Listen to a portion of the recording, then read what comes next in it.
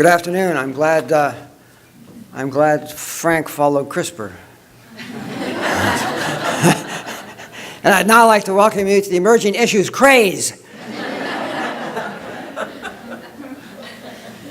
The emerging issues are encoded by the membership. They're mediated by the Board of Trustees and the FNSP leadership. And they're targeted by you and here, by the FNSP. This is what we love about you, Ray. This is great. Having said that, I think I'll sit down. But anyway, thanks. I've been asked to give an update on the emerging issues, and in some cases, re-emerging issues, because they keep coming back. And these really are the key to what we're trying to do. These are the key that allow us to try to be proactive rather than reactive. These are the key that try to keep us ahead of things rather than always reacting to what's behind us. And these are the keys that really make ILSI what it is.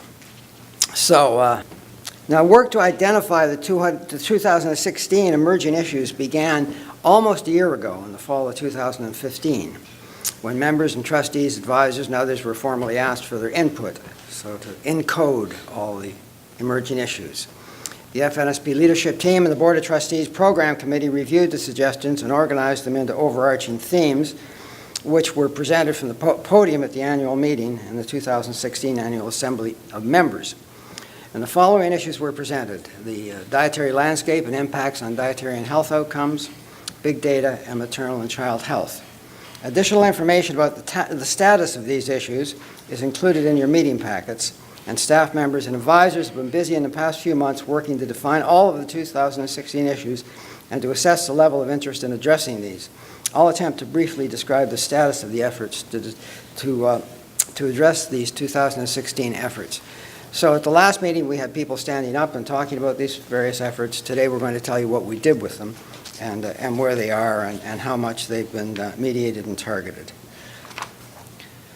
Dietary landscape and impacts on dietary and health outcomes.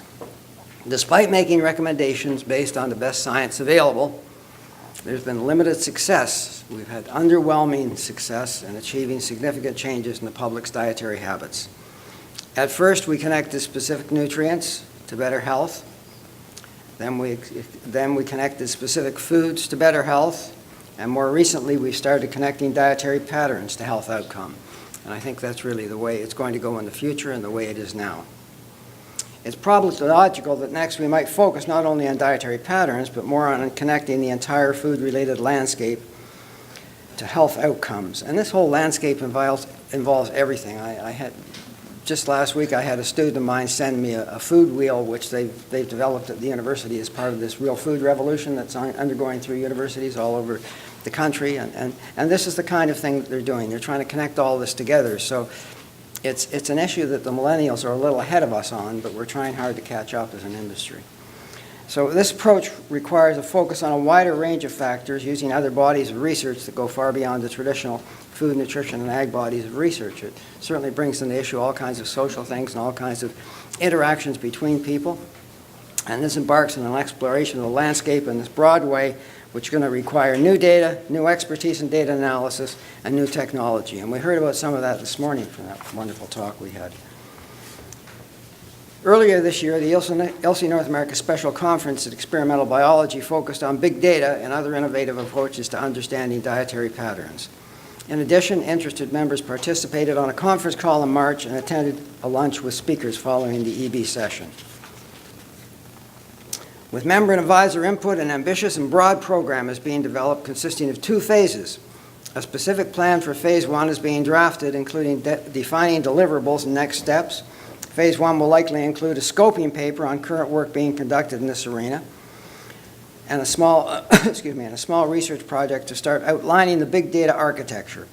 Phase 2, a potentially ambitious undertaking, will depend on member mandate, securing sufficient support, funding, and the engagement of collaborative partners.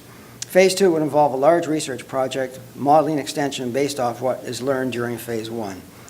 So we have a ways to go, but this is really a critical area of importance for all of us, I believe. Considerable advances have been made in data science, analytics, and computational modeling, opening new analytical capability to handle multiple and large structured and unstructured data. The biomedical and business fields have made considerable headways in applying these tools to address critical strategic decisions.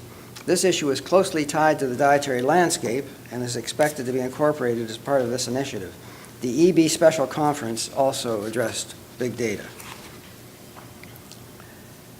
Maternal and child health is a very active research area and a national research priority area for Canada, the U.S., and WHO. New FNSP science advisors, Sharon Donovan from the University of Illinois and Teresa Davis from Baylor, presented wonderful talks, earlier today on non-invasive methods for assessing host microbe interactions in the infant and optimizing nutritional strategies to promote growth in newborns. This topic continues to be discussed internally, but limited staff resources and funds and insufficient interest by members may mean this issue is not fully addressed in 2016. Good progress has been made on the recently identified emerging issues. In addition, some of the issues were addressed on the program today, and if you want more information about any of the 2016 issues, please see members of the staff here today. The emerging issues identification process has been strengthened in recent years with the development of a series of trend reports under the leadership of Senior Science Fellow Dr. Chor San-Koo, who's up there, hiding. The ILSI North America has initiated a proactive strategy to be a leader in addressing and engaging in emerging issues. The trends reports, which you've all seen, they're wonderful reports if you haven't read them, provide insights and implications of issues and opportunities related to many areas, including research, technology, new discoveries, forecasts, and consumer issues. These reports are distributed broadly, are available on the ILSI North America website, and are now an integral part of the fall emerging issues survey process. The trend report informs participants of recent emerging issues as well as signals of change and provides a stimulus for emerging issues ideas. The next report to be released this fall will include a greater focus on Canadian trends as well as food safety issues. We encourage you to participate in the emerging issue process. It really is important. We have to be proactive. If you already sit on a committee that will be an appropriate venue for your project idea, then contact your committee chair and manager so that the issue can be discussed on a committee conference call or future meeting. If you don't sit on a committee you feel would be appropriate to handle a specific issue, at any time of the year, please contact the staff and let them know of your issue. Finally, in the fall, Heather sends out a formal call for emerging issue ideas. Please respond to her survey. You are really, that's the key issue, as I said at the beginning, that's what we're trying to do. We're trying to encode these, so get with it and don't be left behind.